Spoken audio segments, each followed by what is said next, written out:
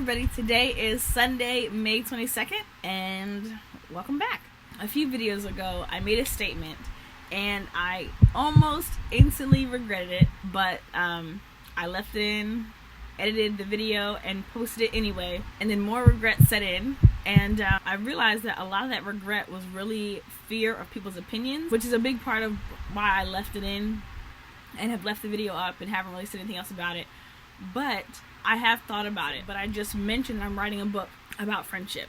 And the thoughts that were coming were, what if people that know my history in friendships will watch these videos and are like, what a joke, because you've not been a good friend. And full disclosure, there are quite a few people who could say that and be fully right. And I own that, and I wouldn't shy away or tell them they're wrong or anything. And so I want to clarify, instead of removing it or hiding the fact, I'm fully embracing this.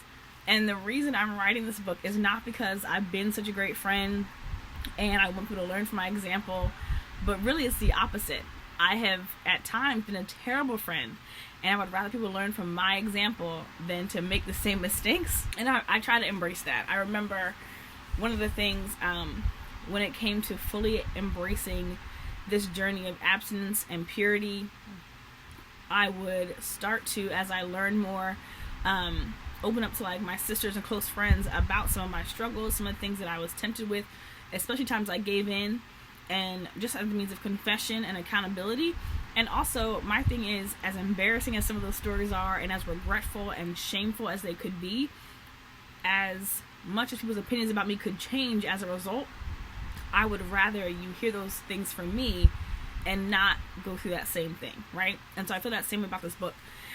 It's not because I've just been so kind and so thoughtful and so introspective all my life and have a trail of like people who have loved friendship with me. No, that might be true. There are people who would say like I was a good friend, but I think also about the people who I've hurt along the way, and who I've been selfish and uncaring towards and just unkind with. And it wasn't always, it was very, very rarely, it wasn't intentional, but even still, my own issues resulted in hurting other people. It's that saying, hurt people hurt people.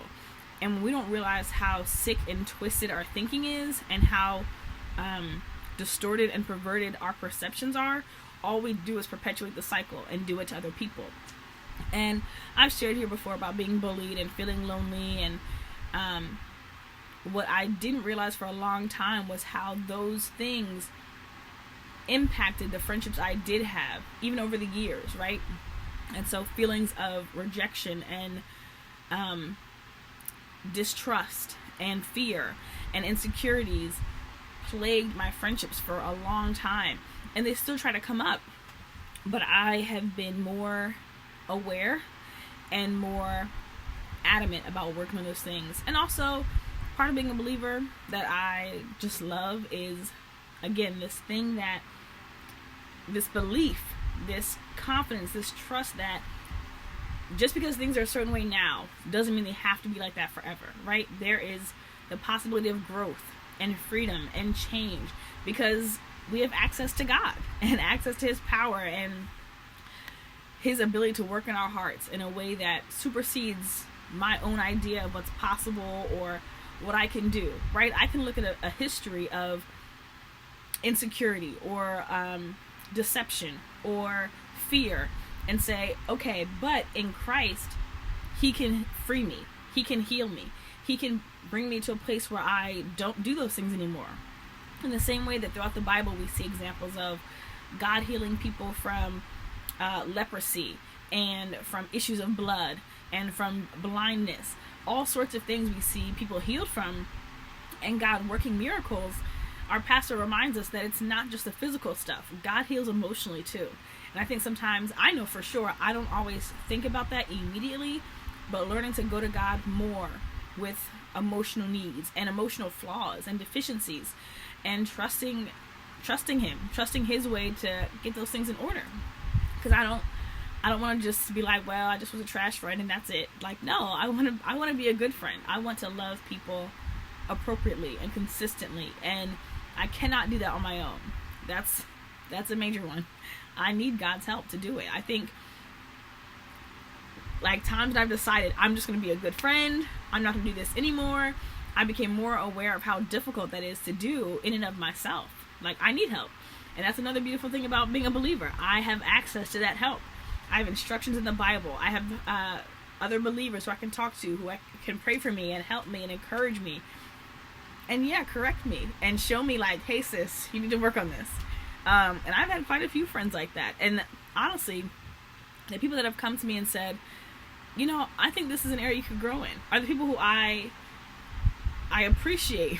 I appreciate that, because I think it could be easy to turn a blind eye, or I think there's this dismissiveness that we can have towards people that I think becomes normal for a lot of people. I think in this age of friends and likes and stuff on social media, we treat people more disposable than we realize.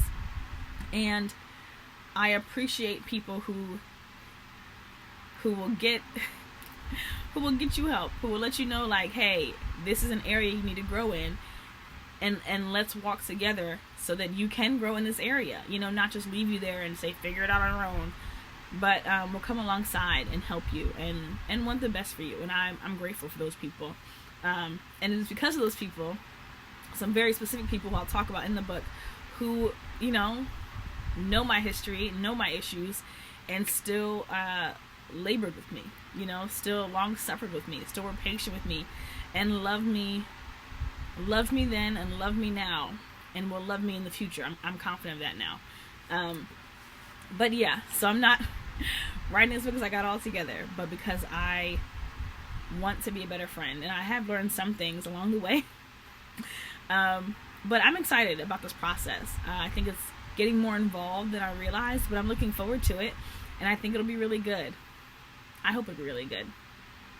Pray for your girl, because you know, this is just a different territory. But I'm excited, and yeah, thank you guys for tuning in, and I'll talk to you later.